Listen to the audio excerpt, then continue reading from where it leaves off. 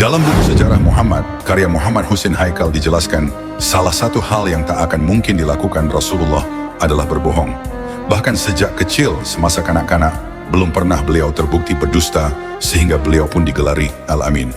Dikisahkan ketika perang Badar, Al-Akhnas meminta Abu Jahal berkomentar tentang Nabi SAW.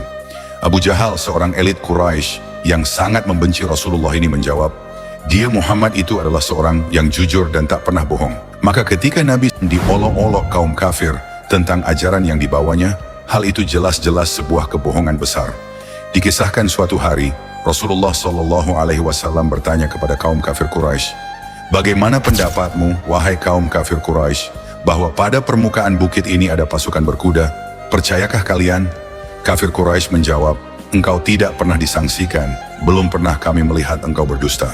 Dalam sebuah kisah yang lain, Ubay bin Khalaf yang dikenal sebagai musuh Rasulullah yang paling kejam berkata, wahai Muhammad, saya memiliki kuda yang saya beri makan setiap hari. Saya ingin membunuhmu dengan menunggang kuda itu. Menjawab pertanyaan tersebut, Rasulullah menjawab, justru akulah yang akan membunuhmu insya Allah.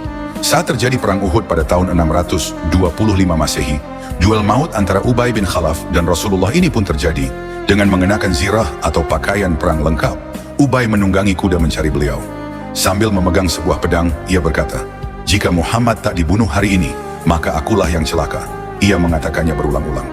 Ubay pun berhasil menemukan Rasulullah dan berusaha menyerangnya. Melihat Rasulullah terancam, para sahabat terdorong untuk menghabisi Ubay. Mereka tak mau Ubay berhasil menghabisi Rasulullah.